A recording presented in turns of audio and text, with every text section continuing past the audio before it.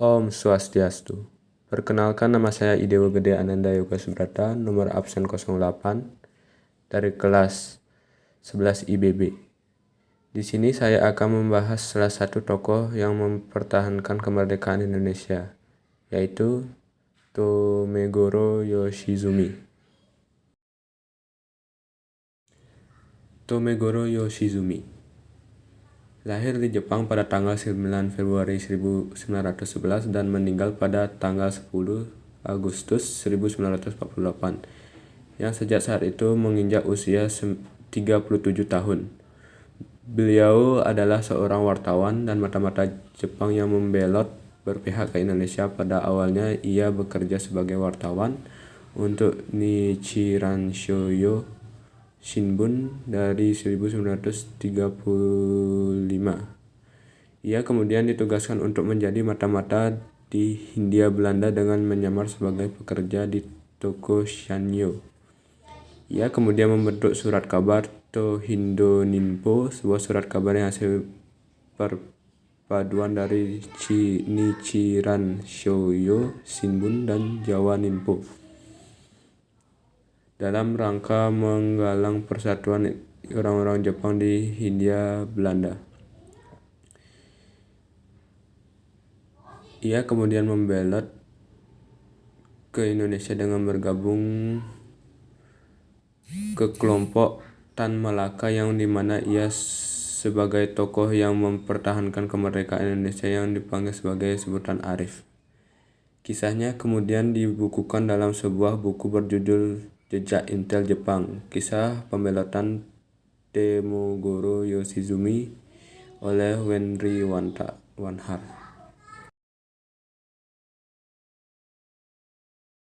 Pada awal tahun 1941, Yoshizumi bertugas sebagai redaktur Tohindo Ninpo. Namun kemudian Yoshizumi harus dideportasi pemerintah Hindia Belanda karena aktivitas jurnalismenya. Di negara Jepang, Yoshizumi menjalin koordinasi dengan Kaigun atau Angkatan Laut Jepang. Yoshizumi kemudian dipekerjakan untuk mengamati dan ikut melakukan operasi spionase di selatan, salah satunya adalah Indonesia. Yoshizumi tercatat pernah ditangkap dan menjalani penahanan yang berat di Australia. Pemerintah Hindia Belanda sehari setelah Jepang menyerbu Pearl Harbor di Hawaii pada tanggal 8 Desember 1941, yang pada saat Perang Pasifik sedang pecah. Dilaporkan bahwa penahanan tersebut sangat berat yang membuat Yoshizumi berubah 180 derajat, yang membuatnya bersimpati terhadap gerakan kemerdekaan Indonesia. Pasca proklamasi kemerdekaan, Yoshizumi pernah melakukan pertemuan dengan Nishijima dan Tan Malaka di rumah Ahmad Subarjo tak lama setelah proklamasi kemerdekaan 17 Agustus, dan diberikan nama Arif kepada dirinya. Yoshizumi selanjutnya melibatkan diri dalam perjuangan kemerdekaan Indonesia. Pada awal pergerakannya, ia mencuri barang-barang di gudang markas besar Kaigun, Bukanfu, lalu menjualnya di pasar gelap. Uang hasil penjualnya tersebut kemudian diberikan kepada Tan Malaka untuk dana perang gerilnya.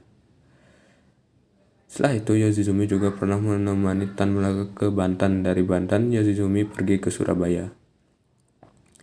Yoshizumi juga menjalin kontak dengan Afandi, pemimpin Serikat Buruh PAL, galangan kapal di daerah ujung Surabaya.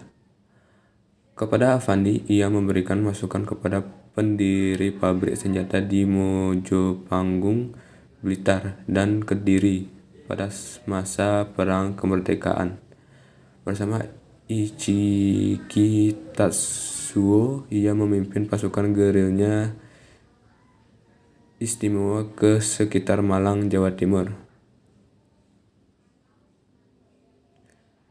Pasukan dibentuk pada tahun 1948 ini merupakan satuan khusus di bawah militer Indonesia yang beranggotakan sekitar 28 orang tentara Jepang yang bersimpati pada perjuangan kemerdekaan Indonesia. Mereka disebut Seiryon Nihonhei atau prajurit yang tertinggal. Yoshizumi, beliau wafat di Blitar pada tanggal 10 Agustus 1948 karena penyakit paru-paru. Ia dimakamkan